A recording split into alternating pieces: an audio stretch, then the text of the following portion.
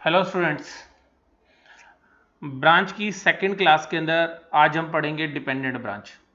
और dependent branch के अंदर जो है हमने आज सीखना है, डिपेंडेंट ब्रांच के अंदर आज हमने सीखना है स्टॉक एंड डेटर सिस्टम। तो सिंपल सी बात यह है कि आज हम स्टॉक एंड डेटर सिस्टम करने ही जा रहे हैं। तो देखिएगा, स्टॉक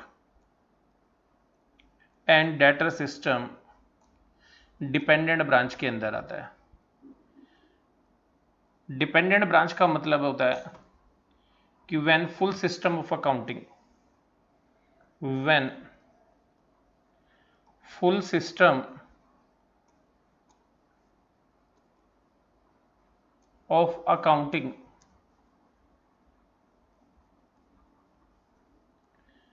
is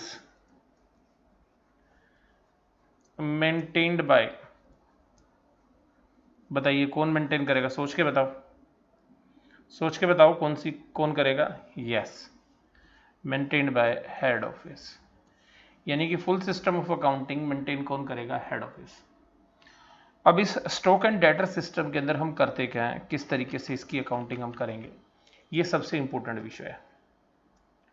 तो स्टॉक एंड डेटर सिस्टम के अंदर हमें क्या करना है वो सबसे पहली बात है। तो देखिएगा, सबसे पहली बात, इसमें जो अकाउंट्स बनते हैं उन अकाउंट्स में 3 अकाउंट मेन है। और भी अकाउंट हम बनाएंगे लेकिन मैं अभी 3 ही रख रहा हूँ, जगह आपके लिए बना देते हैं 5, 6 एंड 7। तो मेजरली ये 7 अकाउंट्स हम बनाते हैं। तो सबसे पहले एक अकाउंट हम बनाते हैं जिसका नाम होता है ब्रांच स्टॉक अकाउंट। यानी कि ब्रांच के स्टॉक के बेसिस पर हम ये पता लगाते हैं कि ब्रांच का जो स्टॉक है वो सही सलामत है या नहीं है, वो टैली कर रहा है या नहीं कर रहा है।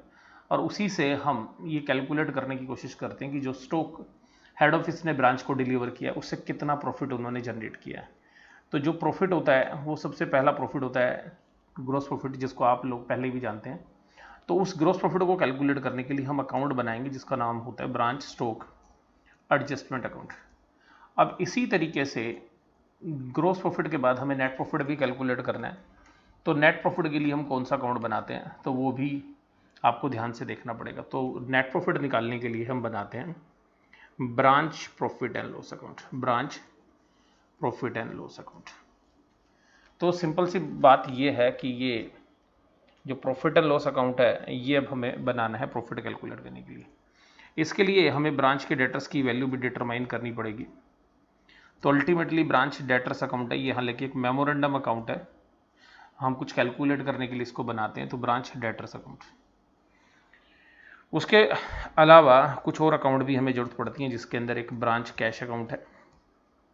तो ब्रांच कैश या बैंक अकाउंट जो है हम बनाते हैं कि ब्रांच की कैश की पोजीशन को डिटरमाइन करने के लिए। इसके अलावा एक अकाउंट बनाते हैं हम goods and to branch account.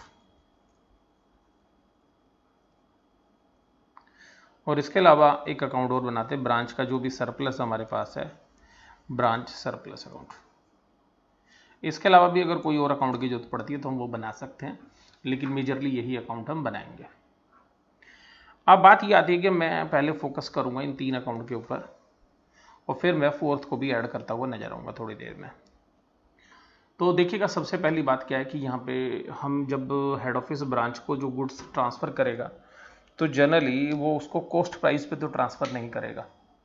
यानी कि जितने का उसको खुद पड़ता है स्टॉक उतने का तो ट्रांसफ़र नहीं करेगा, बल्कि उसके अंदर कुछ एक वैल्यू ऐड कर देगा। और जो वैल्यू ऐड होगी that is the desired profit of the head office. तो जो हेड ऑफिस का डिज़ायर्ड प्रॉफिट है वो उसमें ऐड कर दिया जाएगा। और जो हेड ऑफिस का डिज़ायर्ड प्रॉफिट जब आप ऐड करेंगे तो जो वैल्यू निकल कर आएगी कॉस्ट के अंदर, जब डिज़ायर प्रॉफिट को ऐड करेंगे तो that value is known as an invoice price.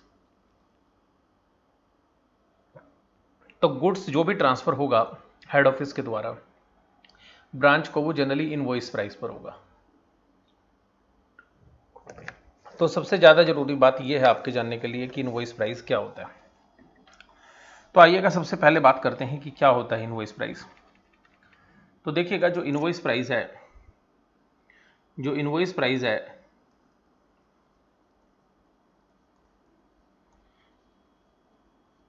वो होता है हमारा cost price cost price plus desired profit, desired profits, जिसको हम बोलते हैं लोडिंग। तो अल्टीमेटली अगर हेड ऑफिस को कोई गुड्स की जो कॉस्ट है वो 100 रुपये पड़ रही है और उसका डिजायर्ड प्रॉफिट जो है वो 25 ऑफ कॉस्ट है, यानी कि 25% ऑफ कॉस्ट है, तो क्या होगा, तो अब वो इसमें 25 रुपये जोड़ देगा और जब ब्रांच को माल भेजेगा तो ये कहेगा कि आपको ये गुड्स 125 रुपये या उससे ऊपर सेल करना है।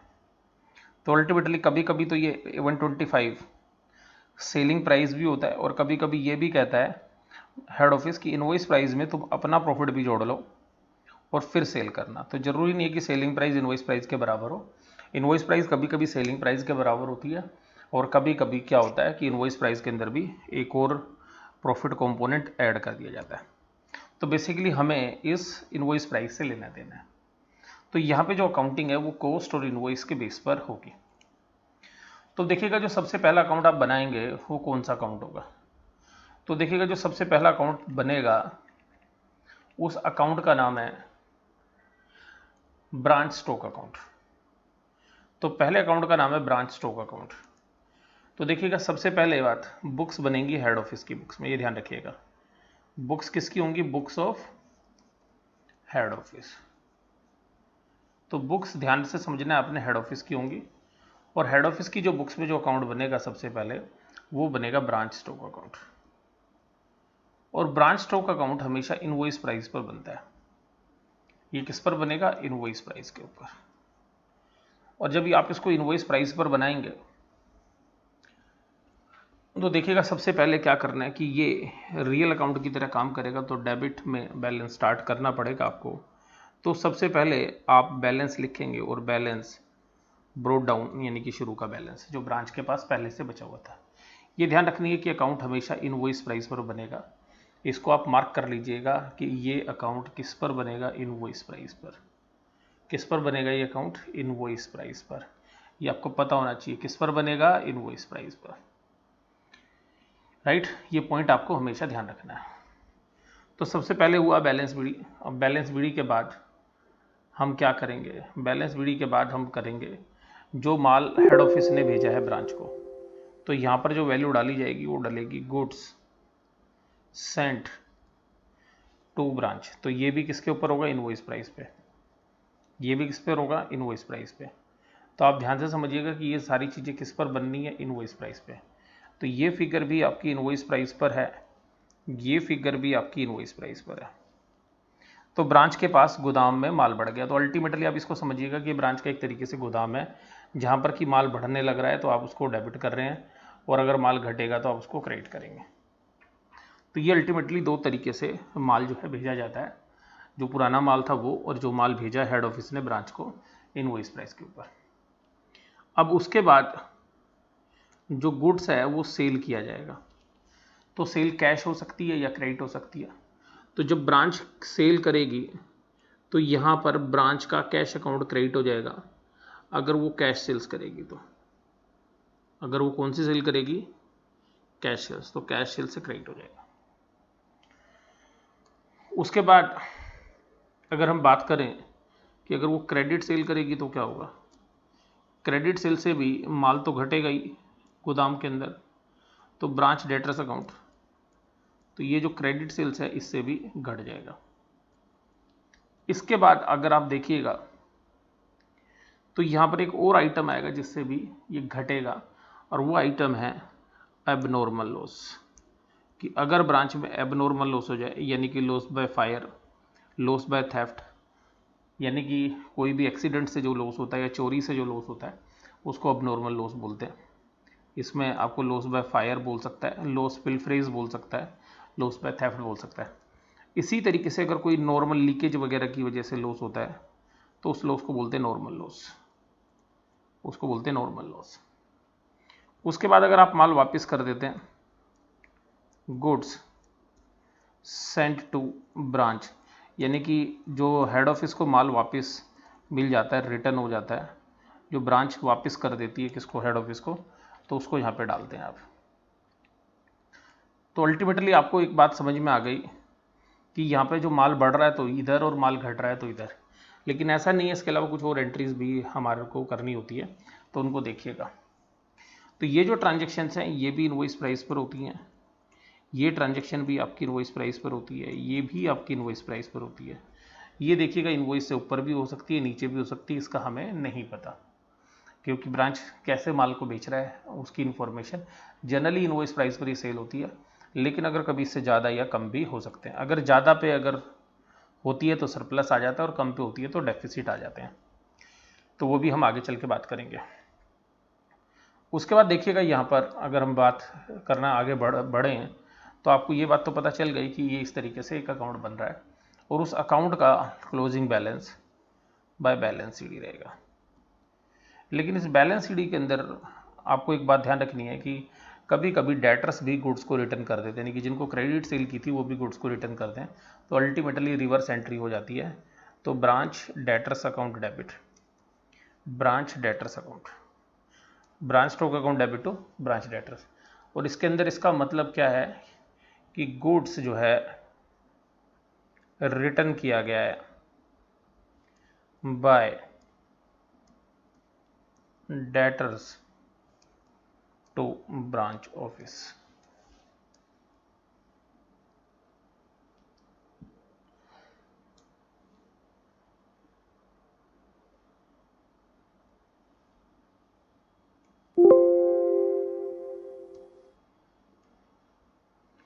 अब देखिएगा इस अकाउंट के अंदर, अगर इस अकाउंट के अंदर डेबिट साइड जो है ज़्यादा आती है और माल आपको मिल नहीं रहा, तो इसका मतलब है कि जो आपको माल नहीं मिल रहा that is your shortage, that is your shortage.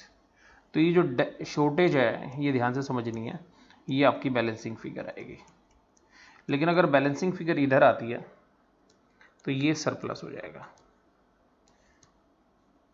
Surplus का मतलब है कि अब माल आपने महंगे में बेचा है इसलिए आपके पास सरप्लस बचा है। तो इस तरीके से आपको ये अकाउंट बनाना आना चाहिए। तो सबसे पहले इसी ब्रांच स्टॉक अकाउंट को हम जो है in the books of head office complete करेंगे। जब ये हमारा अकाउंट कंप्लीट हो जाएगा तो हमें कुछ चीज़ें ध्यान रखनी है और हमें एक ब्रांच स्टॉक एडजस्टमेंट अकाउंट बनाना है। तो मैं देखिएगा अभी आपके साथ एक अलग से येलो कलर से कुछ चीज़ें मार्क कर रहा हूँ, ध्यान से समझिएगा। जो ट्रांजैक्शन हेड ऑफिस के बीच में और ब्रांच के बीच में हुई हैं उन ट्रांजैक्शन को अभी हमें स्पेशली ध्यान देना है। इसके अलावा जो ब्रांचेस की जो लॉसेस वगैरह हैं उनको ध्यान देना है, लेकिन ब्रांचेस की जो ट्रांजैक्शन थर्ड पार्टी के साथ हुई है उनको अभी इग्नोर कर देना है अगले पर्पज़ के लिए, क्योंकि अगले अकाउंट में हमें ग्रॉस प्रॉफिट निकालना है और ग्रॉस प्रॉफिट के लिए हमें क्या ध्यान रखना है कि जो ट्रांजैक्शंस हुई हैं between the branch and third party आप उनको यहाँ पर तरजीह नहीं देंगे। तो जो अदर ट्रांजैक्शंस हैं उनके बेसिस पर हम पूरे बिजनेस का ग्रॉस प्रॉफिट कैलकुलेट कर पाएंगे। तो उस ग्रॉस प्रॉफिट को कैलकुलेट करने के लिए आपको क्या करना है, तो उस ग्रॉस प्रॉफिट को कैलकुलेट करने के लिए आपको बड़ा सिंपल सा एक अकाउंट बनाना है जिसका नाम है ब्रांच स्टॉक एडजस्टमेंट। तो उसके लिए हम ये शुरुआत कर रहे हैं। तो सबसे पहले देखिएगा जो पहला आइटम है उसके लिए मैं आपको एक नंबर जो है डाल रहा हूँ, यानी कि एक नंबर आपको थोड़ा सा नज़र नहीं आ रहा होगा, येलो कलर है तो हम कलर थोड़ा सा चेंज कर लेते हैं, कलर हम ग्रीन ले लेते हैं। ओके, तो जो ग्रीन कलर है उससे मैंने नंबर डाला आपको एक। दूसरा जो नंबर है ये एक नंबर इस पर डाला ओपनिंग स्टॉक पे, दूसरा गुड सेंड टू ब्रांच पे डाला है। इस आइटम को हमने देखना नहीं है क्योंकि ये थर्ड पार्टी के साथ है, ये भी थर्ड पार्टी के साथ है कैश सेल्स, और ये भी। उसके बाद देखिए अब नॉर्मल लॉस है उस पर मैं थर्ड नंबर डाल रहा हूँ, लेकिन अभी मैं कलर बदल रहा हूँ क्योंकि वहाँ पे ऑलरेडी ग्रीन कलर है तो उसके लिए मैं ऑरेंज कलर ले रहा हूँ। तो ये हो गया हमारा 3 नंबर, उसके पास है 4 नंबर नॉर्मल लॉस पे नहीं ले रहा, 4 number goods and to branch पे, 5 नंबर शॉर्टेज पे है और 6 नंबर हमारा बैलेंस शीट पे है। तो 6 नंबर हमारा बैलेंस शीट पे है, तो 6 नंबर हमारा बैलेंस शीट हो गया। अब हमारे पास 6 नंबर हो गए। अब मैं देखिएगा 2 अल्फ़ाबेट्स डाल रहा हूँ, तो 2 अल्फ़ाबेट्स जो है मैं यूज़ कर रहा हूँ। तो 2 अल्फ़ाबेट्स मैं कहाँ पे अप्लाई कर रहा हूँ, एक तो मैं कर रहा हूँ नॉर्मल लॉस पे यानी कि A फॉर एप्पल और B फॉर बॉल सरप्लस पे। तो ये दोनों आइटम ध्यान रखिएगा, इन दोनों को मैंने अल्फ़ाबेट्स दिए हैं, बाकी सबको 6 नंबर 1 2 3 4 5 6। तो इनकी जो लोडिंग्स हैं 1 2 3 5 4 6, इनकी लोडिंग आपको रिवर्स साइड डालनी है ब्रांच स्टॉक एडजस्टमेंट अकाउंट में, और ये जो सरप्लसेज हैं या जो नॉर्मल लॉसेज हैं इनकी फुल वैल्यू आपको अकाउंट में शो करनी है ब्रांच स्टॉक एडजस्टमेंट में। अगर आप ऐसा करते हैं तो ब्रांच स्टॉक एडजस्टमेंट अकाउंट आपको ग्रॉस प्रॉफिट कैलकुलेट करके दे देगा। आइएगा मैं ये आपको समझाता हूँ थोड़ा। तो देखिएगा, सबसे पहली बात है कि जब आप ब्रांच स्टॉक एडजस्टमेंट अकाउंट को बनाएंगे तो किस तरीके से बनेगा। तो जो ब्रांच स्टॉक एडजस्टमेंट अकाउंट है, ब्रांच स्टॉक एडजस्टमेंट अकाउंट,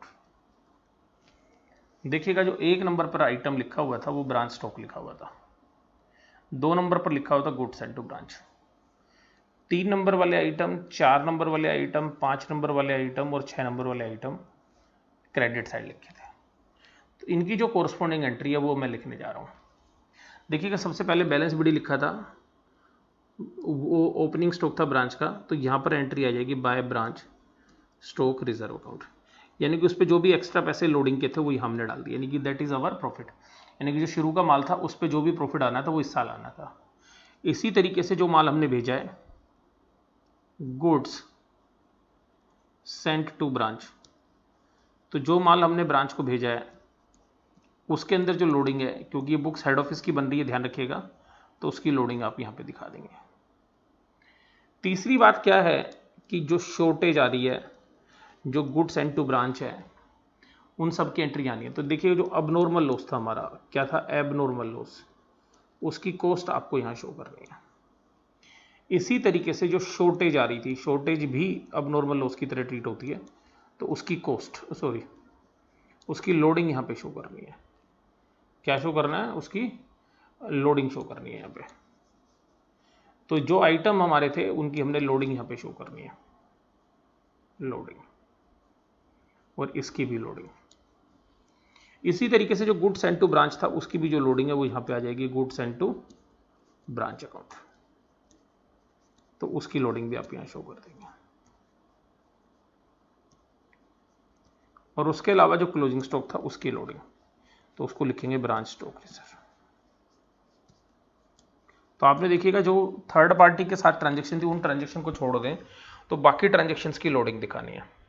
अब 2 आइटम जिन पे मैंने अल्फ़ाबेट्स लिखा था ए और बी, वो फुल आने हैं। तो देखिएगा जो सरप्लस है वो डेबिट साइड लिखा था, तो सरप्लस आ जाएगा क्रेडिट साइड। अगर आप उसकी पोस्टिंग करेंगे तो सरप्लस आ जाएगा हमारा क्रेडिट साइड। तो जो सरप्लस था जिस पे अल्फ़ाबेट्स थे वो यहाँ आ जाएगा, पूरा टोटल वैल्यू जो भी टोटल थी।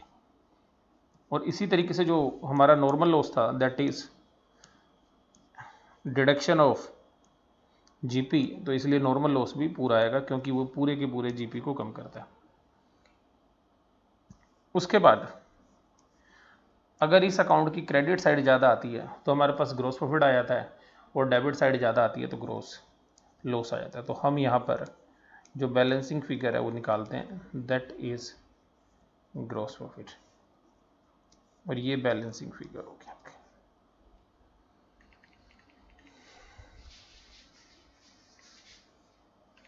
डन। उसके बाद तीसरा जो अकाउंट हम बनाएंगे, अगर डेबिट साइड ज़्यादा आएगी तो ग्रॉस लॉस आ जाएगा, तो ये अंडरस्टूड होना चाहिए आपको।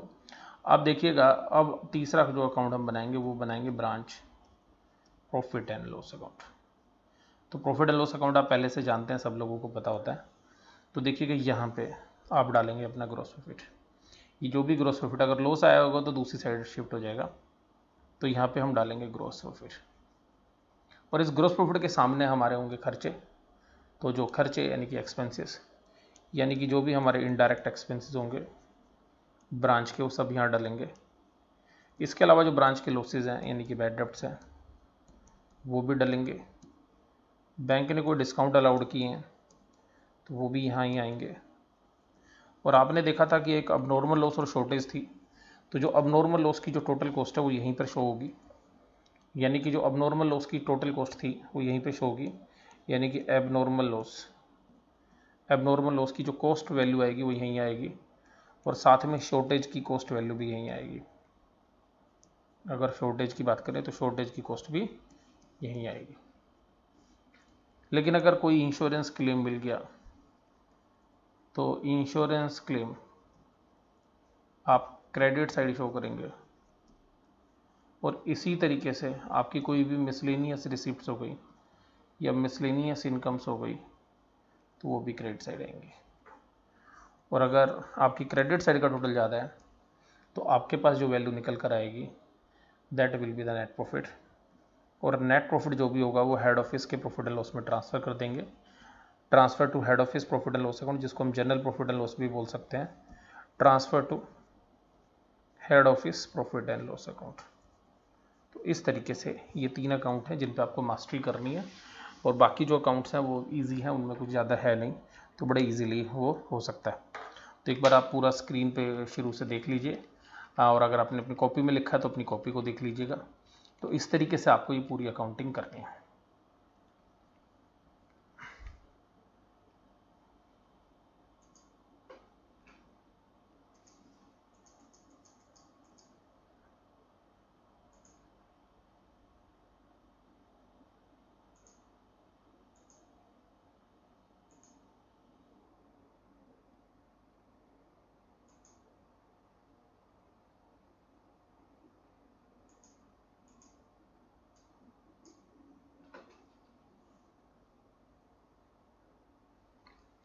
ये देख लीजिएगा ब्रांच स्टॉक है, इसको अच्छे से देख लीजिएगा।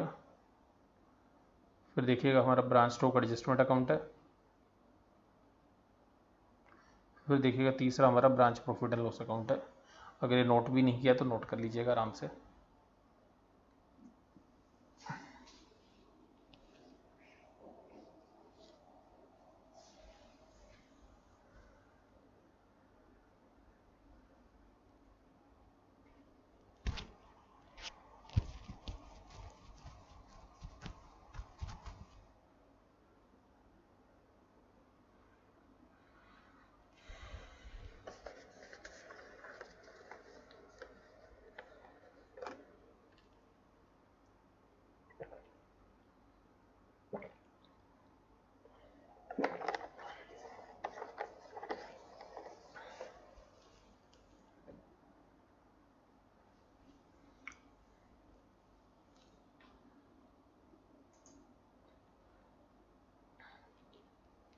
आइएगा, जो भी चीज़ मैंने आपको पढ़ाई है उसको एक बार रिवाइज करा देते हैं।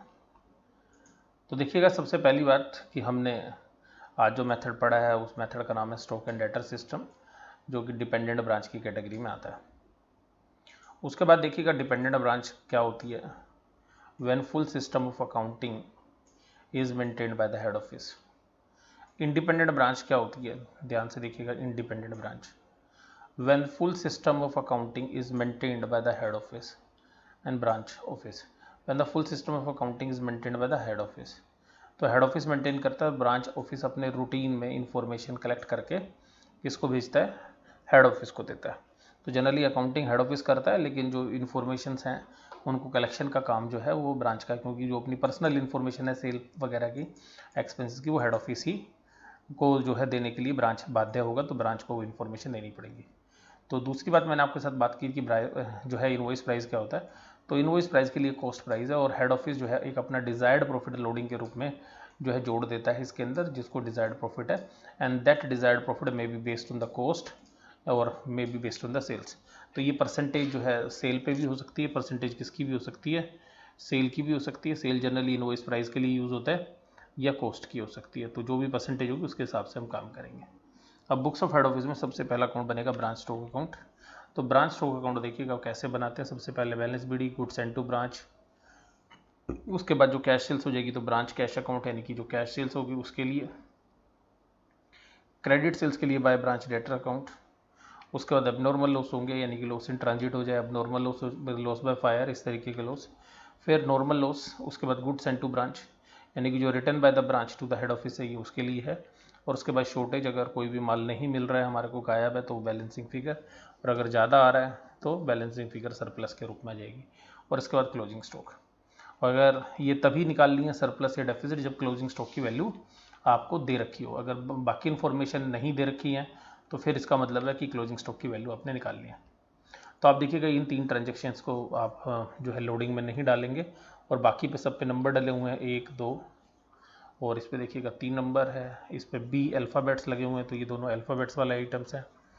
इसी तरीके से गुड्स एंड टू ब्रांच जो है 4 नंबर लिखा हुआ है और उसके बाद अगर हम बात करें शॉर्टेज की तो वो 5 नंबर पर है और बैलेंस ईडी। तो इसी तरीके से अगर आप देखेंगे यहाँ पे तो जो ब्रांच स्टॉक एडजस्टमेंट अकाउंट है वो जीपी कैलकुलेट करेगा। तो ये जीपी कैलकुलेट करने के लिए हम इसको यूज़ करते हैं। तो सबसे पहले देखिएगा ओपनिंग जो बैलेंस था 1 नंबर पे उसका स्टॉक रिजर्व है, ये जो 2 नंबर था वो गुड्स एंड टू ब्रांच जो हेड ऑफिस ने माल भेजा तो उसकी लोडिंग है। तीसरा सरप्लस फुल अमाउंट है, ये फुल है, जो जिन पे अल्फ़ाबेट्स थे वो फुल है। उसके बाद अब नॉर्मल लॉस उसकी जो भी 3 नंबर पे था तो ये खाली लोडिंग है, ध्यान रखनी है आपने। गुड्स एंड टू ब्रांच की भी लोडिंग है। नॉर्मल लॉस फुल वैल्यू पर है, ध्यान रखिएगा इसको। शॉर्टेज में भी लोडिंग है, ब्रांच स्टॉक रिजर्व ये भी लोडिंग है और जो डिफरेंस बचेगा that will be the GP. और अगर बैलेंस इस साइड बच गया तो ग्रॉस प्रॉफिट की जगह क्या भी आ सकता है, ग्रॉस लॉस। उसके बाद देखिएगा आगे हम बनाएंगे branch P and L account और ब्रांच पी एंड एल में ग्रॉस प्रॉफिट डालेंगे, फिर जो हमारे इंश्योरेंस क्लेम्स है वो डालेंगे। अब नॉर्मल लॉस की कॉस्ट, शॉर्टेज की कॉस्ट, जितने भी खर्चे हैं, bad debt, discount, rent, salaries etcetera, कोई प्रोविजंस बनाया है तो वो प्रोविजंस, डेप्रिसिएशन कोई फिक्स एसेट्स का है तो वो, और बाकी कोई भी अन्य खर्चे हैं तो वो, और फिर यहाँ पे हम प्रॉफिट कैलकुलेट कर लेंगे। तो ये सारी चीज़ें वही मैंने आपके साथ शेयर की है जो आपके साथ बात की थी अभी पिछले 3 स्टेप्स में। अब एक चीज़ और मैं आपको यहाँ ऐड कर रहा हूँ, that is a branch debt account. क्योंकि कभी कभी ना क्रेडिट सेल की फिगर दी नहीं होती और क्रेडिट सेल्स की फिगर के बगैर आप जो है ब्रांच स्टॉक अकाउंट नहीं बना पाएंगे। तो क्रेडिट सेल निकालने के लिए हमें ब्रांच डेटर अकाउंट बनाना पड़ेगा और ब्रांच डेटर अकाउंट से हम क्रेडिट सेल्स की वैल्यू को वर्कआउट करेंगे एज ए बैलेंसिंग फिगर और उसको हम पुट करेंगे ब्रांच स्टॉक अकाउंट में, तभी ब्रांच स्टॉक अकाउंट हमारा कंप्लीट हो पाएगा। तो ये अकाउंट भी आपको बनाना आना चाहिए। तो डेटर्स अकाउंट एक असेट्स अकाउंट है और असेट्स के जो बैलेंसेज हैं वो शुरू होते हैं डेबिट से। तो जो बैलेंस बीडी होगा वो डेबिट से होगा। क्रेडिट सेल से डेटर बढ़ जाते हैं, उनसे कैश या चेक जो मिलते हैं तो डेटर की वैल्यू कम हो जाती है। बैड डेट्स होता है तो डेटर कम हो जाते हैं डिस्काउंट अलाउड से, और अगर उसने रिटर्न्स कर दिया है तो वो ब्रांच स्टॉक अकाउंट में जाती है, returns by debtor to branch. और इसके अलावा अगर आपको बी आर मिलेंगे तो बी आर से भी डेटर्स की वैल्यू कम हो जाती है तो बाय बी आर और एल एन सी डी। और आप में से बहुत सारे लोगों को हम सिंगल एंट्री ऑलरेडी पढ़ा चुके हैं, तो सिंगल एंट्री में जिस तरीके से डेटर अकाउंट बनता था उसी तरीके से यहाँ पर भी बनेगा। ये हालांकि एक मेमोरेंडम अकाउंट है क्योंकि हम केवल क्रेडिट सेल की कैलकुलेशन करने के लिए इस अकाउंट को बना रहे हैं। और मेमोरेंडम वो अकाउंट वो होता है जो ज़रूरी नहीं है लेकिन as a part of working note या as a part of calculation के लिए हम उसको बनाते हैं। तो यहाँ तक मुझे उम्मीद है कि आपको बात समझ में आ गई होगी। अब उसके बाद अब एक दो क्वेश्चंस करते हैं तो जिससे अच्छे से हमारे को चीज़ समझ में आ जाए। तो क्वेश्चन नंबर 2 देखेंगे अब तो देखिएगा सबसे पहले हमें क्वेश्चन नंबर 2 देखना है। तो क्वेश्चन नंबर 2 की तरफ हम बढ़ते हैं। सबसे पहले ये स्क्रीन पे है, इसको आप एक बार रीड कर लीजिएगा।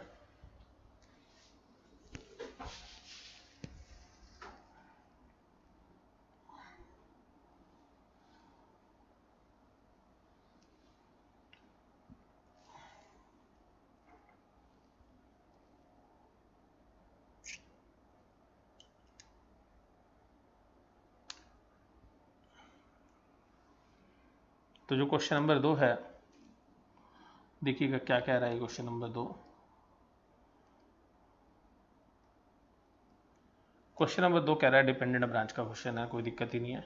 कावा trader send goods to Chennai branch at cost plus 25%, यानी कि हेड ऑफिस 100 रुपये के सामान में 25 रुपये ऐड कर रहा है, यानी कि 25%, और इनवॉइस प्राइस 125 रुपये। अगर किसी भी सवाल में ये ना लिखा हो कि स्टॉक इनवॉइस प्राइस पे कॉस्ट पे, तो आप अज्यूम करेंगे कि वो इनवॉइस प्राइस पर ही होगा। जैसे सवाल में नहीं लिखा कि ओपनिंग स्टॉक किस पे, तो आप ध्यान रखिएगा ये इनवॉइस वैल्यू ही होगी। तो ओपनिंग स्टॉक है 80,000, गुड्स भेजा गया 12 लाख का, रास्ते में ख़राब हो गया 15,000 का, चोरी हो गया 6,000 का, तो कुल अबनॉर्मल लॉस हो गया 15,000 प्लस 6,000 दैट इज़ 21,000। तो 21,000 is abnormal loss. Sales is 12,19,000, expenses is 60,000, and closing stock is 40,000, and recovered from the insurance company that is 10,000। तो देखिएगा हमें 1 नंबर वाली एंट्री डालनी है ओपनिंग स्टॉक में, डेबिट में, गुड्स एंड टू ब्रांच ये भी डेबिट में डालना है।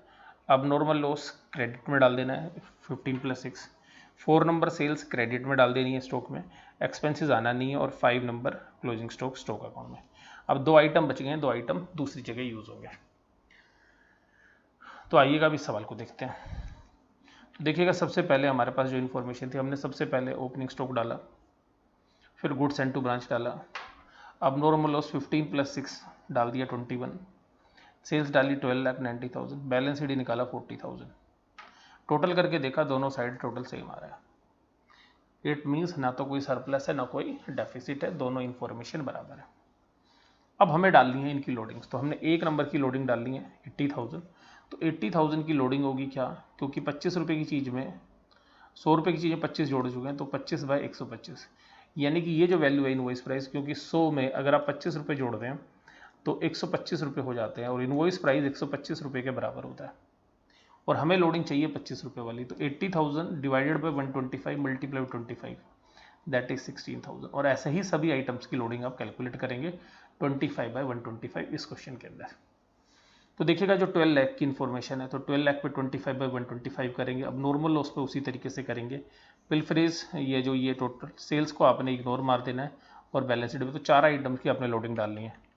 तो देखिएगा पहले आइटम्स की 80,000 की 25/125 16,000, फिर इसी तरीके से 12 लाख की 25/25 यानी कि 2,40,000। इसी तरीके से लॉस इन ट्रांजिट की अलग, पिलफ्रेज की अलग निकाल रखी है, क्लोजिंग स्टॉक की अलग निकाल रखा है स्टॉक रिजर्व, और जो डिफरेंस बच गया दैट इज 2,43,000। तो ये हमारा ग्रॉस प्रॉफिट हो गया, ग्रॉस प्रॉफिट CD।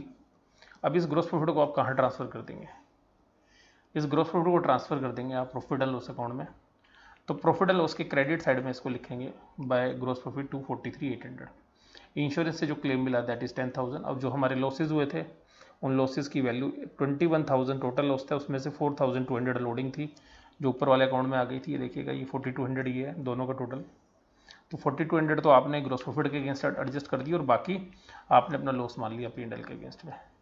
और जो बच गया net profit that is net profit transfer to head office profit and loss account. तो ये आप अच्छे से समझ लेंगे। इसके बाद एक अकाउंट और है गुड्स एंड टू ब्रांच। तो जो गुड्स भेजा गया था तो ब्रांच स्टॉक से क्रॉस पोस्टिंग हो गई। इसके अंदर जो लोडिंग थी वो ब्रांच स्टॉक एडजस्टमेंट अकाउंट से आ गई 240 की।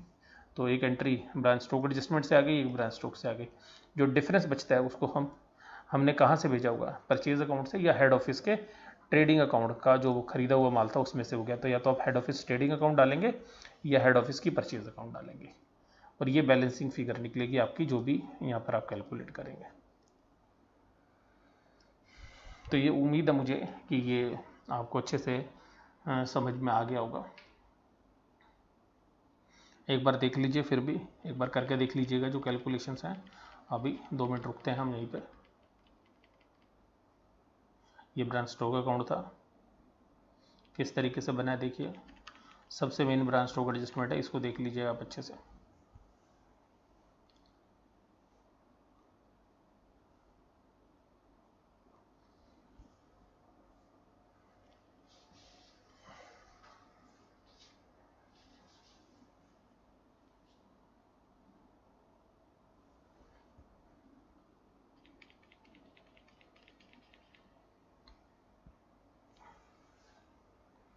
फिर देखिएगा ब्रांच P&L अकाउंट।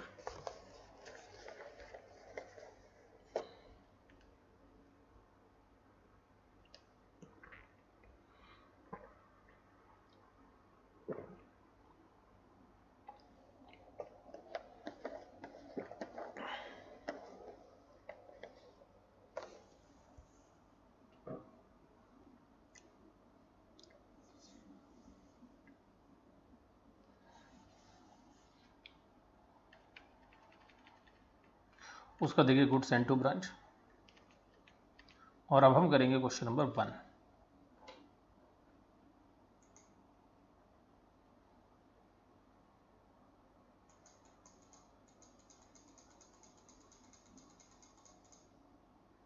देखिए क्वेश्चन नंबर 1 है, काफ़ी अच्छा क्वेश्चन है। हालांकि सवाल डेटा सिस्टम का है, लेकिन मैं आपको स्टॉक एंड डेटा सिस्टम से सोल्व करा रहा हूँ। इसको दोनों से सोल्व हो जाते हैं। जो डेटा स्टॉक एंड डेटा वाले क्वेश्चन हैं वो डेटर से भी हो सकते हैं, सारे नहीं लेकिन मोस्टली क्वेश्चंस हो जाते हैं, तो ये सोल्व हो सकता है। तो सबसे पहले इस क्वेश्चन को आप रीड करिए, प्रिपरेशन ऑफ ब्रांच अकाउंट, और यहाँ पर ये सवाल है जावा लिमिटेड से, तो पढ़ लीजिएगा। तो यहाँ पे एक लोडिंग जो है वो लोडिंग है ब्रांच पे 20% प्रॉफिट ऑन सेल्स। तो अब क्या इनवॉइस प्राइस पर नहीं है लोडिंग, ध्यान रखिएगा।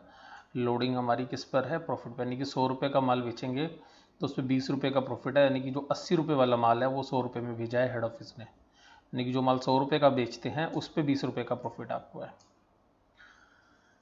The branch having been instructed to send all cash daily to the head office, all expenses are paid by the head office except petty expenses which are met by the branch manager। और जो petty expenses छोटे मोटे खर्चे हैं जो branch manager खुद अपनी जेब से करता है। तो यह ध्यान रखिएगा, ऐसे सवालों के अंदर एक petty कैश बैलेंस अलग से मेंटेन करना पड़ता है। From the following particulars draw branch account, क्योंकि डेटर सिस्टम में ब्रांच बनता है लेकिन हमने स्टॉक एंड डेटर सोल्व करना है। तो देखिएगा स्टॉक शुरू में इनवॉइस प्राइस पे, तो ये पहले अकाउंट में यानी कि ब्रांच स्टॉक में डालेगी। डेटर वाली इन्फॉर्मेशन आएगी नहीं, कैश वाली आएगी नहीं, furniture goods supply to head office, तो ब्रांच स्टॉक में दूसरी एंट्री ये भी आएगी। Goods return to head office, ये भी तीसरे नंबर वाली एंट्री आएगी।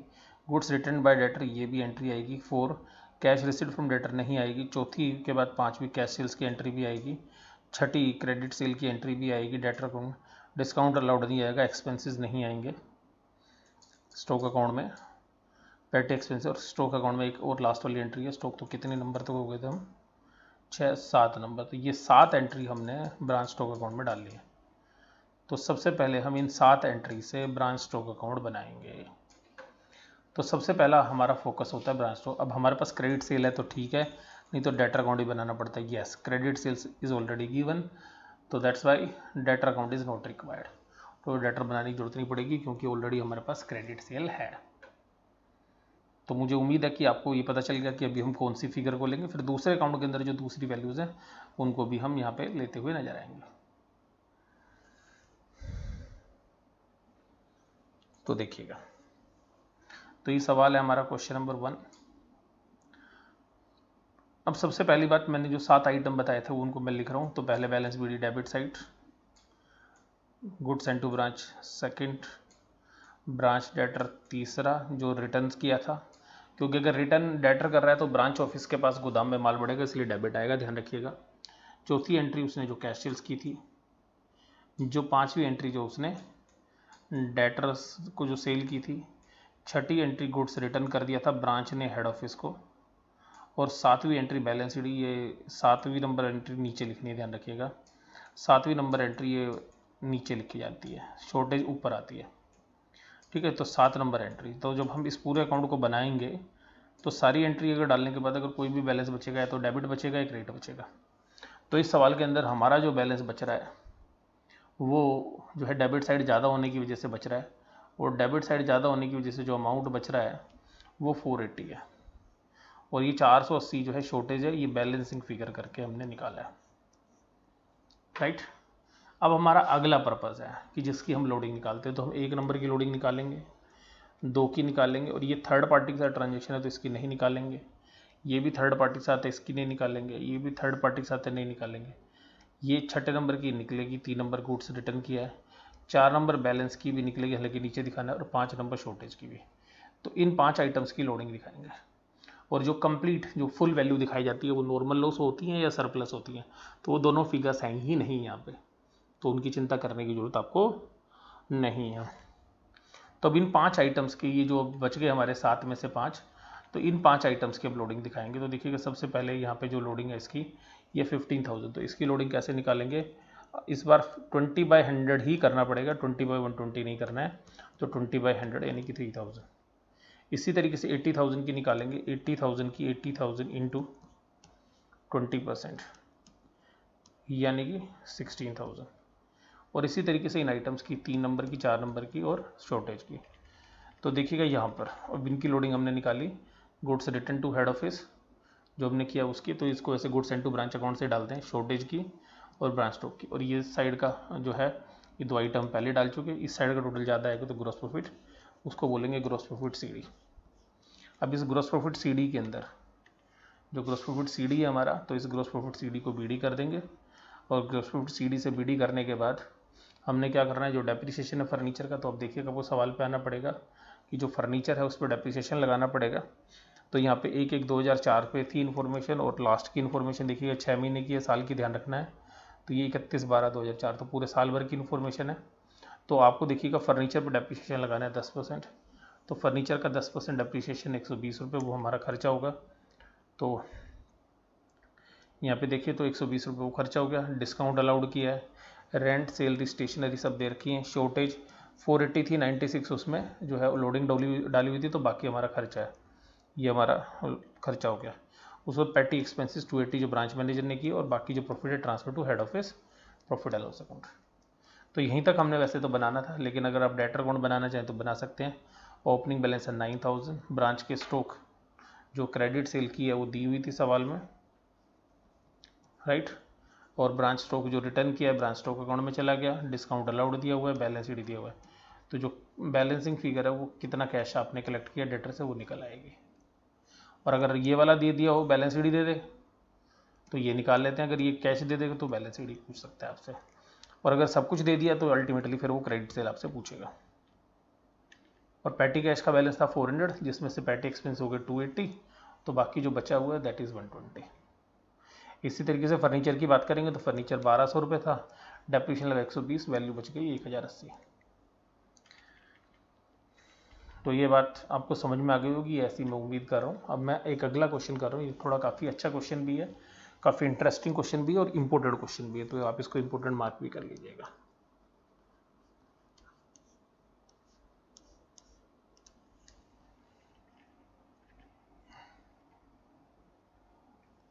तो आइएगा क्वेश्चन नंबर 3 की तरफ बढ़ते हैं। तो 3 नंबर आप पहले खुद पढ़ेंगे, फिर मैं आगे आपको कराता हूँ।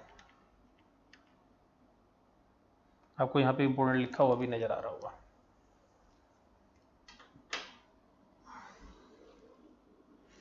तो एक बार स्क्रीन पे पूरा क्वेश्चन है, उसको आप एक बार रीड कर लीजिएगा।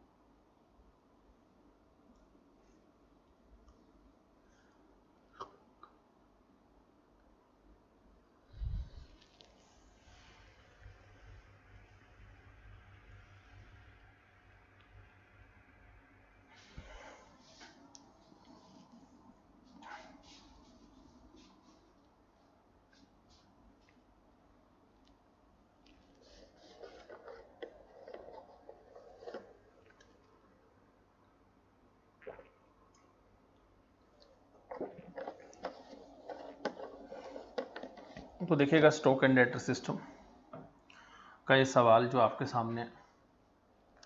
महावीर लिमिटेड कलकत्ता स्टार्टेड ए ब्रांच इन बॉम्बे, तो इट मीन्स न्यू ब्रांच है तो ओपनिंग बैलेंस होंगे नहीं। To which goods are sent 20% above cost, इसका मतलब है कि 100 रुपये के सामान को आप 20 रुपये जोड़ देते हैं और 120 रुपये में बेचते हैं। और उसके बाद कहता है कि the branch makes both credit and cash sales, branch expense made from the branch cash and balance money remitted to head office, सारा पैसा जो है हेड ऑफिस को भेज दिया जाता है अपने खर्चे करने के बाद। The branch does not maintain double entry book system and necessary accounts related to branch are maintain by the head office, तो सिंपल सी बात है हेड ऑफिस मेंटेन करता है। Following further details for the year ended 31 March 2004 are given below, ये information आपको दी हुई है। अब आपको जो ये अकाउंटिंग करनी है डेटर सिस्टम से नहीं करनी है, स्टॉक एंड डेटर सिस्टम से करनी है। तो देखिएगा सबसे पहले यहाँ पे दिया हुआ cost of goods sent to branch, तो अगर कॉस्ट 50,000 रुपये है तो माल जो भेजा होगा उसमें 20% जोड़ा होगा, 20% और 50,000 यानी कि 10,000, तो टोटल माल की कीमत क्या रही होगी, इनवॉइस प्राइस 60,000। तो इनवॉइस प्राइस जो है वो गुड्स की 60,000 बनती है जो माल आपने भेजा है, और इसीलिए वो कह रहा है कि 54,000 रिसीव कर लिया उसने। तो रिसीव कितना हुआ, रिसीव्ड कितना है 54,000, तो बाकी 6,000 कहाँ बच गया? 6,000 का मतलब है, देखिएगा जैसे मैंने भी सुबह वाली क्लास में भी आपके साथ बात की थी, तो गुड्स इन ट्रांजिट, तो इसका मतलब है कि 6,000 का माल अभी रास्ते में है। डन। क्रेडिट सेल्स दे रखी है, डेटर की फिगर एंड की देगा, ओपनिंग होगी नहीं। Bad debts return off, cash remitted to head office, जो कैश हेड ऑफिस को भेजा है 43,000, और उसने बताया कि खर्चे वगैरह काट के ये खुद ही भेजेंगे। कैश इन हैंड एंड में जो है 2,000 रुपीज़ का है। और उसके बाद है cash remitted by the head office to the branch during there, इसका अलावा हेड ऑफिस ने भी जो कैश भेजा था वो था 3,000। Closing stock at branch at invoice price 6,000, और एक्सपेंसेस इनकर्ड एट ब्रांच, यानी कि इसका मतलब ये भी खर्चे ब्रांच ने ही पे किए। तो देखिएगा इस सवाल के अंदर अगर हम करने जाएंगे तो आपके पास कैश सेल्स की फिगर ही नहीं है, लेकिन कैश ट्रांजेक्शन्स भरपूर मात्रा में उपलब्ध है। तो सिंपल सी बात यह है कि यहाँ पर कैश अकाउंट बनाना पड़ेगा, और कैश अकाउंट ही आपको बता पाएगा कि कैश सेल्स कितनी है। लेकिन आपको ये भी ध्यान रखना पड़ेगा कि अगर कैश सेल्स निकालनी है तो कैश अकाउंट कंप्लीट होना चाहिए, और cash account cash collection from debtor से पहले कंप्लीट हो ही नहीं सकता। तो कैश कंप्लीट नहीं हो सकता कैश अकाउंट जब तक कि डेटर की कलेक्शन ना आए। तो इसमें सबसे पहले आपको डेटर अकाउंट बनाना पड़ेगा, और डेटर अकाउंट से आप कैश कलेक्शन फ्रॉम डेटर निकालेंगे। उसके बाद आप जो है कैश बुक बनाएंगे, यानी कि कैश अकाउंट बनाएंगे, और कैश अकाउंट बनाने के बाद आप कैश सेल्स की फिगर निकालेंगे, और फिर हम ब्रांच स्टॉक अकाउंट पर पहुंच पाएंगे। तो हमें नॉर्मल प्रोसेस तो फॉलो करनी है, लेकिन उसके लिए अब कि यार हमें थोड़ा गुजरना पड़ेगा एक रास्ते से, जिसका रास्ता है डेटर अकाउंट और कैश अकाउंट। तो ये रास्ता डेटर अकाउंट और कैश अकाउंट से जाकर गुजरता है, तो पहले उनके तरफ आपको जाना पड़ेगा, और उसके बाद ही आपको आगे अकाउंटिंग करनी पड़ेगी। तो चलें हम उसी रास्ते पर जिसकी हम बात कर रहे हैं। हाँ सर, चलो चलो चलो, तो चलिए हम चलते हैं उसी तरफ। तो देखिएगा सबसे पहली बात, हम आ गए अपने क्वेश्चंस पे। तो आपको देखिएगा स्क्रीन पे ब्रांच स्टॉक दिख रहा है, हमें ये नहीं देखना है। हमें कौन सा देखना है? हमें वर्किंग नोट देखनी है। तो वर्किंग में मैं आपको बता ही चुका हूँ कि जो गुड्स है 50,000 का था, 10,000 उसमें लोडिंग है, 60,000 54,000 का उसमें से माल मिल चुका है, तो 6,000 गुड्स इन ट्रांजिट है। मैं आपको ऑलरेडी वहीं ऊपर समझा चुका हूँ। तो हमें इस पर भी नहीं रुकना है, हमें तो अपने डेटर से चलना है। तो देखिएगा डेटर में क्रेडिट सेल की फिगर आपको दी हुई है सवाल में। हाँ सर दी हुई है, बिल्कुल दी हुई है। बैड डेट्स की फिगर भी दी हुई है, yes. Cash collected from debtor की फिगर भी दी हुई है, नहीं सर ये नहीं दी हुई, तो बैलेंसिंग फिगर निकाल लेंगे। तो डेटर का क्लोजिंग बैलेंस दे रखा है, हाँ सर ये दे रखा है। तो देखिएगा ये 3 फिगर थी हमारे पास डेटर से रिलेटेड। डेटर का ओपनिंग बैलेंस था, क्लोजिंग बैलेंस था, बैड डेट्स था, और उसके बाद 2 चीज़ें तो ये थी, उसके बाद क्रेडिट सेल्स थी तीसरी चीज़। तो 3 इन्फॉर्मेशन हमारे पास थी, और क्या नहीं था? कैश। तो हमने क्या किया? हमने यही किया, एक चीज़ डाली, 2 चीज़ डाली, तीसरी चीज़ डाली, और चौथी चीज़ हमारे पास बैलेंसिंग फिगर के रूप में निकल आई। बैलेंसिंग फिगर आप जानते हैं कि इधर का टोटल करते हैं 58 में से 200 रुपये निकाले, 20,800 निकाले, और जो वैल्यू बची वो हमने यहाँ पे डाल दी, दैट इज़ 37,000। तो ये आपके लिए आ गई। अब इससे हम कैश अकाउंट बनाएंगे। तो अब देखिएगा कैश अकाउंट, तो डेटर से हमारे पास आए 37,000, तो पहली फिगर आ गई। उसके बाद हेड ऑफिस ने भेजे थे 3,000 रुपये, उसके बाद हमने 43,000 हेड ऑफिस को वापस भेज दिए। अपने 12,000 के खर्चे कर लिए, और फिर भी हमारे पास 2,000 बच गए। तो इसका मतलब है कि अगर पेमेंट अगर ज़्यादा तो नहीं हो सकती ना रिसिप्ट से, क्योंकि अगर 37 और 3 40,000 था, तो आप 43 कैसे भेज देंगे? 12,000 का खर्चा भी कर लेंगे और 2,000 बचा भी लेंगे। तो अल्टीमेटली आपके पास एक कैश सेल्स थी, तो that is second balancing figure. तो बैलेंसिंग फिगर भी आपको निकालनी पड़ेगी, that is our second balancing figure. अब ये दोनों फिगर हमारे पास आ गई। अल्टीमेटली तो हमें इस फिगर को चाहिए था, लेकिन इसके लिए हमें सबसे पहले क्या बनाना पड़ा, ध्यान समझिएगा, डेटर अकाउंट। डेटर अकाउंट से हमारे पास क्या आया? कैश कलेक्शन फ्रॉम डेटर, जो कैश कलेक्शन। उसके बाद हमारा क्या हुआ कि जब हमारे पास कैश कलेक्शन फ्रॉम डेटर आ गया, तो हम कैश अकाउंट बनाए, और कैश अकाउंट बनाने के बाद हमारे पास ये डिटेल आ गई। अब हम बनाते हैं अपना अकाउंट। तो अब हमें कौन सा अकाउंट पे आना है सर? बड़ा सिंपल, ब्रांच स्टॉक अकाउंट पे। आइए तो चलते हैं ब्रांच स्टॉक पे। तो ब्रांच स्टॉक पे आ गए हम। सबसे पहले गुड सेंड टू ब्रांच दिया हुआ है सर। डेटर्स क्रेडिट सेल दी हुई थी सर। कैश सेल सर अभी अभी ने निकाली वर्किंग नोट में, वर्किंग नोट नंबर 2 में हमने निकाली, हालांकि वो अकाउंट में ही बना दीजिएगा आप। बैलेंस शीट क्लोजिंग स्टॉक 6000 का और 6000 का माल रास्ते में, तो कुल हमारा स्टॉक 12000 हो गया। ध्यान रखिएगा, ये शुरू में पॉइंट बताया मैंने आपको। तो जब ये पूरा बन जाएगा तो आपकी ये क्रेडिट साइड अगर ज़्यादा आ रही होगी तो आप बैलेंसिंग फिगर कैलकुलेट करेंगे। और बैलेंसिंग फिगर कहाँ से आएगी सर? बैलेंसिंग फिगर डेबिट में से क्रेडिट घटा दीजिएगा, बैलेंसिंग फिगर आ जाएगी। बिल्कुल ठीक। तो हमने क्रेडिट साइड में से डेबिट घटा दी और हमारे पास ये बैलेंसिंग फिगर आ गई, और बैलेंसिंग फिगर आ गई हमारे पास सरप्लस 27। और ये पूरा का पूरा सरप्लस आपको पता है ब्रांच स्टॉक एडजस्टमेंट में क्रेडिट साइड चला जाएगा। तो अब देखिएगा ब्रांच स्टॉक एडजस्टमेंट में हमने पूरा 27,000 डाल दिया। अब ये तो हमने 27 डाल दिया, उसके बाद हमने देखनी इसमें से लोडिंग कौन कौन सा आइटम की आनी है। तो एक तो लोडिंग आएगी इसकी 60,000 की, दूसरी डेटर की तो आती नहीं है, कैश सेल्स की आती नहीं है, और क्लोजिंग स्टॉक की आती है। तो दो आइटम्स की हैं। तो एक तो 12,000 पे लोडिंग आएगी और एक शुरू में किसकी आएगी 60,000 पे। तो इसकी लोडिंग क्रेडिट साइड आएगी स्टॉक एडजस्टमेंट में। तो 60,000 की देखिएगा क्रेडिट साइड में लोडिंग आ गई। तो 60,000 की लोडिंग आ गई, कितना था आप देखिएगा 60,000 की लोडिंग। लोडिंग का प्रिंसिपल देखिएगा कैसे था, क्या कह रहा था सवाल में। लोडिंग क्या कह रहा था 20% अब कॉस्ट, तो 20/120, तो 20/120। तो आपने क्या किया 60,000 को 20/120 यानी कि 10,000। इसी तरीके से आपने यहाँ देखिएगा जो लास्ट में स्टॉक बचा था आपका 12,000, तो 12,000 के स्टॉक पे लोडिंग बचेगी कितनी 20/120, तो ये लोडिंग आ गई 2,000। और ये जो 37,000 आपका हुआ, 37,000 में से जो बच गया आपका, जो 37,000 में से बच गया आपका, that will be your gross profit. उसको आप एक बैलेंसिंग फिगर के रूप में निकाल लेंगे। डन। तो अब आपका यहाँ पे ग्रॉस प्रॉफिट आ गया। अगर अब आपको नेट प्रॉफिट निकालना है तो क्या ग्रॉस प्रॉफिट करोगे, एक्सपेंसेस डाल दोगे, बैड डेट्स डाल दोगे और नेट प्रॉफिट आ गया। तो ये ट्रांसफर हो जाएगा जनरल प्रॉफिट एंड लॉस में या head office profit and loss में, एक ही मतलब होता है दोनों का। तो ये इनका नेट प्रॉफिट आ गया, राइट। तो ये अब आपका यहाँ पर हो गया। अब हम बात करेंगे ड्यूल प्राइसिंग सिस्टम की। तब तक आप ये देख लीजिएगा, फिर बात करते हैं आगे। इस सवाल को कर लीजिएगा एक बार देख के, जो भी आपने लिखा है कॉपी में, फिर ड्यूल प्राइस पे आते हैं।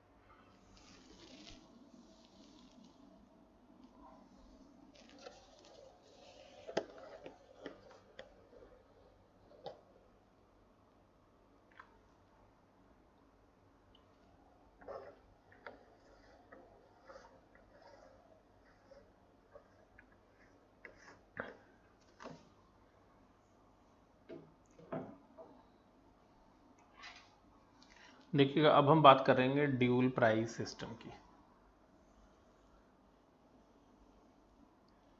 देखिएगा ये ड्यूल प्राइसिंग सिस्टम क्या होता है। ये ड्यूअल प्राइसिंग सिस्टम का मतलब होता है कि जहां पर एक हेड ऑफिस अपने ब्रांच ऑफिस को इनवॉइस प्राइस पर सामान देता है और ये बोलता है अपने कस्टमर को कि आपका सेलिंग प्राइस इससे ऊपर रखिए। लेकिन अगर आपको कोई नगद खरीद रहा है तो उसको तो आप इसी प्राइस पे दे दो। तो cash sales generally invoice price पर होती है और सेलिंग प्राइस हायर होता है जनरली क्रेडिट सेल का, क्योंकि उधारी में पैसे तो लेट मिलेंगे, तो जनरली उनसे पैसे ज़्यादा वसूल करो। तो अल्टीमेटली ये जो क्रेडिट है ये सेलिंग प्राइस पे चला जाएगा। तो अल्टीमेटली जो इनवॉइस प्राइस है कैश, और ये हो गया आपका सेलिंग प्राइस। तो अब कॉस्ट प्राइस मान लीजिएगा अगर 100 रुपीज़ है, तो आपका जो लिस्ट प्राइस है, जनरली इसके अंदर जो प्राइसिंग होती है वो डबल होती है, यानी कि जो सेलिंग प्राइस होता है वो जनरली लिस्ट प्राइस होता है, या हम इसको कैटालॉग प्राइस बोलते हैं, कैटालॉग प्राइस। तो ये जो कैटालॉग प्राइस होता है या लिस्ट प्राइस होता है, ये क्रेडिट सेल के लिए जनरली होता है। तो ये क्वेश्चन नंबर है हमारा 10। तो आइएगा क्वेश्चन नंबर 10 की तरफ बढ़ते हैं पहले। तो क्वेश्चन नंबर 10 पर चले।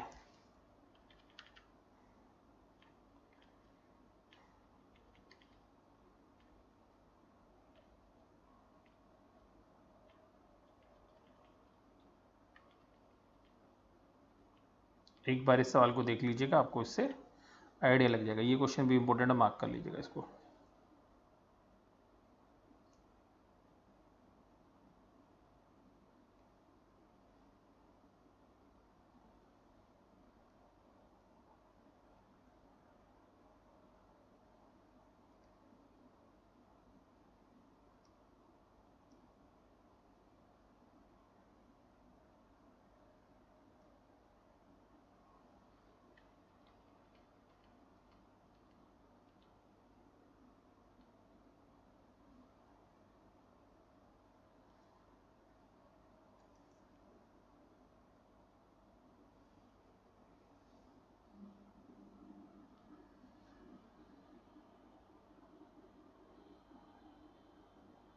तो सवाल को पूरे को देख लीजिए आप एक बार।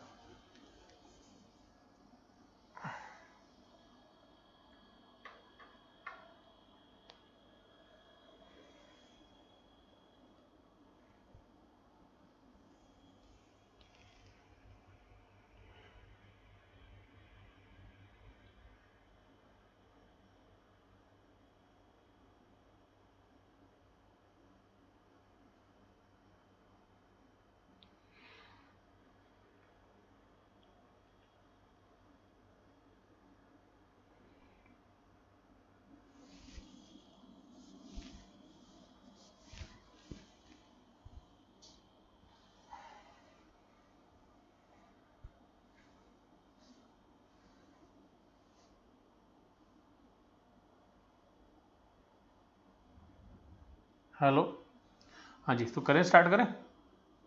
हाँ जी करिए। तो देखिएगा सबसे पहले सवाल के अंदर देखिए, Rajesh and company with its head office in Delhi invoice goods to the branch at 20% less than the catalogue price which is cost plus 50%। यानी कि जो कैटालॉग प्राइस है, कैटा प्राइस है, वो 100 प्लस 50 150 रुपीज़ है।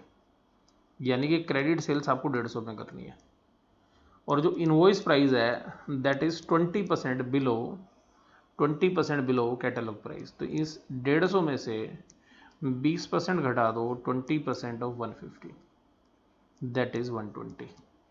इसका मतलब है कि सामान 100 रुपये का है, 120 रुपये में इनवॉइस प्राइस है जिस पे आप कैश सेल्स करेंगे। दूसरा आपका 150 रुपये प्राइस है जिस पे आप क्रेडिट सेल करेंगे।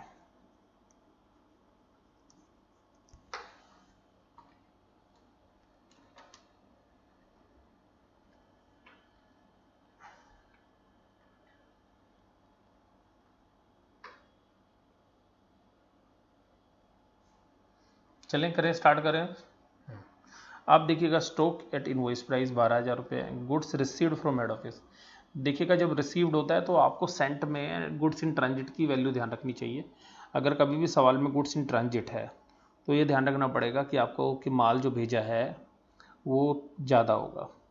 तो लेकिन अगर यहाँ पे लिखा ही नहीं है कि सामान रास्ते में कितना था गुड्स इन ट्रांजिट, तो फिर ये 132 ही भेजा गया माल है। लेकिन अगर ये लिखा हो कि 10,000 गुड्स इन ट्रांजिट है, तो आप ध्यान रखिएगा कि जो गुड्स सेंट है वो 142 है, तो आपके जो ब्रांच स्टॉक अकाउंट है उसमें 142 वैल्यू आएगी। तो डेटर की हमें जरूरत है पहले अकाउंट में, नहीं। दूसरा cash sales, yes. Credit sale, yes. तो हमारे पास 4 चीज़ें तो हो गई गुड्स रिसीव्ड से। उसके बाद है कैश रियलाइज फ्रॉम डेटर, नहीं आना है। डिस्काउंट अलाउड नहीं आना, expensive branch, remittances to head office नहीं आना, डेटर नहीं, कैश इन हैंड नहीं, और स्टॉक। तो ये वैल्यू 5 वैल्यू हमारे काम की है। इसके अलावा कोई लॉस भी है, यस।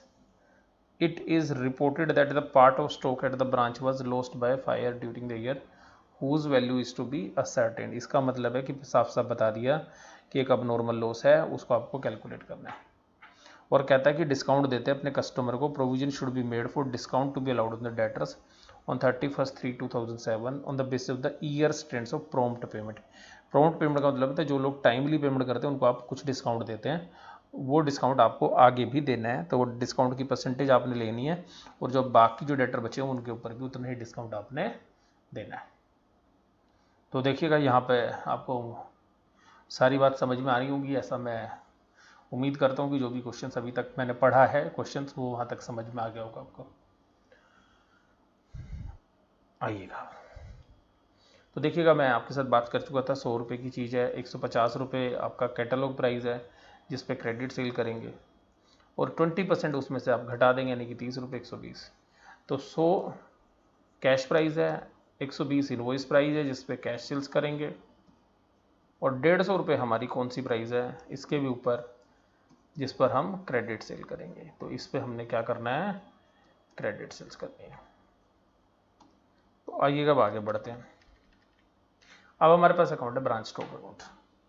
तो ब्रांच स्टॉक अकाउंट में देखिएगा सबसे पहले balance sheet, goods and to branch भी था, ब्रांच का कैश भी था, क्रेडिट सेल भी थी, अब नॉर्मल लॉस नहीं था, बैलेंस भी थी। अब बात है दो आइटम।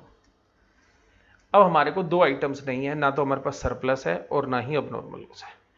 देखिएगा सरप्लस तब आएगा जब आप इनवॉइस प्राइस से ऊपर माल बेच रहे हैं, क्योंकि मैंने आपको शुरू में ही बताया था कि ये जो अकाउंट बनता है ये किसके ऊपर बनता है, इनवॉइस प्राइस के ऊपर। यानी कि ये पूरा अकाउंट 120 रुपये पे बना हुआ है। ये आइटम 120 रुपये पे लिखी हुई है। कलर दूसरा ले लेते हैं, थोड़ा सा डार्क है ये, ये लेते हैं ये वाला लाइट। तो ये अमाउंट देखिएगा ये किस पर है, ये 120 रुपये पे लिखा हुआ है, ये आइटम 120 रुपये पे लिखा हुआ है, ये आइटम भी 120 पे लिखा हुआ है, ब्रांच की कैश सेल्स भी 120 पे लिखी है, ब्रांच का क्लोजिंग स्टॉक भी है 120 पे। लेकिन ये जो क्रेडिट सेल्स है ये 150 रुपये के हिसाब से लिखी हुई है, क्योंकि यहाँ पर 30 रुपये एक्स्ट्रा लिखे हुए हैं। तो अल्टीमेटली जो 30 रुपये आप एक्स्ट्रा वसूल कर रहे हो that is a surplus, that is a surplus. तो जो सरप्लस का मतलब क्या होता है, जो आप इनवॉइस प्राइस से ऊपर माल बेचते हैं, इसीलिए सरप्लस को हम ग्रोस प्रॉफिट मानते हैं और इसको हम सीधा सीधा पूरा का पूरा ट्रेडिंग अकाउंट की तरह हम इसको जीपी मानते हुए सारा का सारा अमाउंट जो है हम ब्रांच स्टॉक एडजस्टमेंट में डाल देते हैं, बजाय कि उसको बाइफरकेट करने के। तो देखिएगा हमने 1 लाख रुपए जो है वो कितने रुपए के बराबर है, 1,150 रुपये के बराबर है, क्योंकि 150 रुपये सेलिंग प्राइस है और 30 रुपये हम 150 रुपये में एक्स्ट्रा लेते हैं क्रेडिट कस्टमर से। तो ये कैलकुलेशन निकल कर आ गई सरप्लस की, दैट इज 20,000। और जैसे ही आप पूरी फिगर डालेंगे आपके पास ये भी आ गया, ये भी आ गया, ये भी आ गया, ये भी आ गया, ये भी आ गया, ये भी आ गया, एक फिगर रह गई दैट इज अब नॉर्मल लॉस, वो हम बैलेंसिंग फिगर कैलकुलेट करके डाल रहे हैं, दैट अमाउंट इज 3,000 रुपीज। तो ये अमाउंट आ गया हमारा 3,000 रुपये। अब ये तो हमारा निकल गया, तो सर अब क्या रहा, अब कुछ रहा ही नहीं, तो नहीं रहा तो आइए अब इन आइटम्स की आपको पता लोडिंग डालनी होती है। इसकी लोडिंग डलेगी 1 नंबर की, 2 नंबर की, ये अल्फ़ाबेट्स पूरा डलना है, इसकी डलनी नहीं कैश क्रेडिट सेल की। अब नॉर्मल लॉस की 2 पार्ट में डलनी है, अब लोडिंग यहाँ पे स्टॉक एडजस्टमेंट में और बाकी प्रॉफिट एंड लॉस में। तो अब यहाँ देखिएगा तो हमने इसकी स्टॉक एडजस्टमेंट की लोडिंग डाल दी, stock reserve, goods and to branch, अब नॉर्मल लॉस, स्टॉक रिजर्व और जो सरप्लस आया था पूरा का पूरा डाल दिया। तो जो भी अकाउंट में वैल्यू बचेगी that is our gross profit. तो ये ग्रॉस प्रॉफिट सीडी आ गया। अब ग्रॉस प्रॉफिट के बाद हमने क्या करना है, ब्रांच का डेटर अकाउंट बना लेते हैं। डेटर का 10,000 है, 1 लाख है, कैश मिला, डिस्काउंट अलाउ किया, बैलेंस शीट, ये अकाउंट भी टैली हो गया। लेकिन इस अकाउंट को मैंने पहले क्यों बनाया इस बार, क्योंकि अब इस बार हमें एक डिस्काउंट तो हम दे चुके हैं वो तो है ही, एक जो फ्यूचर में इस 11,000 रुपये के जो डेटर्स हैं ये भी तो डिस्काउंट लेंगे, इसके ऊपर आपने एक प्रोविज़न बनाना है। क्या बनाना है, एक प्रोविज़न बनाना है। तो वो जो प्रोविज़न आपने बनाना है उसके लिए सारी कवायद हो रही है। तो चलें आगे। हाँ सर ये बात भी तो इसलिए हमने इसको पहले बना लिया। आइए वर्किंग पे आते हैं। इनवॉइस प्राइस से रिलेटेड सारी बात मैं आपके साथ कर चुका हूँ। अब देखिएगा जो डिस्काउंट है उसकी अमाउंट निकालनी है। देखिए जी, gross debtor discharge during the year, हमारे साल के शुरू में डेटर थे 10,000, 1,00,000 रुपए की हमने क्रेडिट सेल की तो 1,10,000 हो गए और लास्ट में बचे 11,000। तो कुल डेटर हमारे कितने थे जो डिस्चार्ज हुए इस साल, वो हुए 99,000, राइट। अब ये 99,000 में से 99,000 ने तो डिस्काउंट लिया नहीं, डिस्काउंट लिया गया 13,365 और डिस्काउंट का रेट है 15%। सवाल में लिखा हुआ है डिस्काउंट का रेट कितना है 15%। देखिएगा सवाल भी दिखा देते हैं, डिस्काउंट का रेट कितना है 15%। तो अब ये जो 15% के हिसाब से अगर 13,365 है तो कितने रुपए के डेटर्स ने डिस्काउंट लिया होगा, तो 13,365 को डिवाइड करिए किससे 15 से और मल्टीप्लाई कर दीजिए 100 से, तो डेटर की पूरी वैल्यू जिसने डिस्काउंट लिया होगा हमसे दैट इज 89,100। अब कुल डेटर्स हमारे डिस्चार्ज हुए 99,000 के, तो इसका मतलब है कि जो आगे के डेटर्स होंगे वो भी इसी रेशियो के अंदर लेंगे, यानी कि 89,100 डिवाइड बाई 99,000 और ये डेटर्स हैं हमारे 11,000। तो 11,000 में से ये प्रपोर्शन है जो डिस्काउंट मांगेंगे, यानी कि 11,000 को हमने इस रेशियो से मल्टीप्लाई कर दिया जिस रेशियो के अंदर वो हमसे डिस्काउंट मांग रहे हैं। तो 99,000 में से केवल 89,100 के लोगों ने, यानी कि उन कस्टमर्स ने हमसे डिस्काउंट की डिमांड की थी पिछले साल, और यही हमारा ईयर का ट्रेंड है। और इस ट्रेंड ऑफ प्रॉम्प्ट पेमेंट को आपने नेक्स्ट जो अकाउंटिंग ईयर है उसमें भी अप्लाई करना है, तो उसके लिए आपने अभी से प्रोवाइड करना है। तो उसका जो प्रोविजन का रेट है दैट इज 15%, 1485। तो इस बार आप एक अकाउंट और बनाएंगे और उस अकाउंट का नाम क्या है, प्रॉफिट एंड लॉस के अंदर प्रोविजन फॉर डाउटफुल डेब्ट्स की जैसे आप बनाते थे, तो यहाँ पे प्रोविजन फॉर डिस्काउंट। तो ये देखिए ग्रोस प्रॉफिट आ गया, डिस्काउंट ऑलरेडी अलाउ किया, एक्सपेंसेस हुए, अब नॉर्मल लॉस की फिगर आ गई और ये प्रोविजंस 1465 है। देखिएगा ये कितना है 1485, तो इसको एक बार कैलकुलेट भी कर लेते हैं। 11,000 multiply by 89,100 divided by 99,000 and 15%, 1485। तो ये जो अमाउंट है 1485 ये आपने यहाँ पे डाल दिया P&L के अंदर 1485, और जो फिगर आपके पास निकल कर आई वो प्रॉफिट की आ गई, नेट प्रॉफिट, और वो ट्रांसफ़र कर देंगे आप कहाँ पर, head office profit and loss account के अंदर। उसके बाद ब्रांच का कैश अकाउंट है, नॉर्मली जैसे अभी पीछे सिखाया था तो वैसे आप बना सकते हैं इसको। तो ये सारा का सारा जो कंसेप्ट है अभी तक हम कर चुके हैं। तो ड्यूल प्राइसिंग भी हमने कर ली। अब मैं आपको कुछ क्वेश्चंस जो है होमवर्क के लिए दे रहा हूँ, तो लिखिएगा होमवर्क के लिए क्वेश्चन नंबर 5 लिखिएगा होमवर्क में।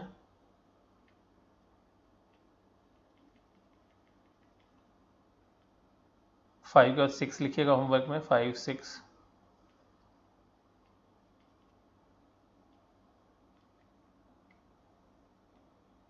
फिर लिखिएगा 11, 5, 6, 11।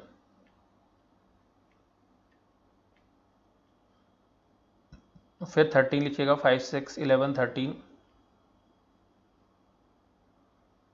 फिर लिखिएगा 14। तो ये आपने अभी होमवर्क में क्वेश्चंस करने जो भी मैंने आपको दिए। तो यहाँ से आपको जो है स्टॉक एंड डेटर्स जो है करना है। अगर कोई दिक्कत हो तो क्लास को एक बार और देखिएगा, एक बार में समझ में नहीं आया तो दूसरी बार आप देखिएगा, फिर आप सवाल करिएगा। और ये इसका जो PDF है वो आपको जो है ग्रुप पे भेज दिया गया है, तो आप इसको कंप्लीट कर लीजिएगा। तो आप ये ध्यान रखिएगा, तो यहाँ पर आपने अच्छे से सवाल करने हैं, काफ़ी इंपॉर्टेंट चैप्टर है ये आपका और एग्ज़ाम में ज़रूर से ज़रूर आना है। तो मैं यहाँ पर जो है ये अपनी जो क्लास अभी ओवर कर रहा हूँ, तो नेक्स्ट क्लास जो है जल्दी आपके साथ शेयर करते हुए नज़र आएंगे। तब तक आप एंजॉय करिए इस क्लास को, अपना पूरा होमवर्क जो है अप टू डेट करिए। तो पहली क्लास में हमने इंडिपेंडेंट ब्रांच की जनरल एंट्रीज कराई थी, आज हमने स्टॉक एंड डेटर सिस्टम जो है डिपेंडेंट ब्रांच का कराया है। अगली क्लास में कुछ और नया जो है आप सीखेंगे और जो आपके डाउट होंगे वो लास्ट क्लास में ले लिए जाएंगे। तो तब तक के लिए आप जो है इसको कंटिन्यू करिएगा। तो क्लास जो मैं ओवर कर रहा हूँ, थैंक यू वेरी मच।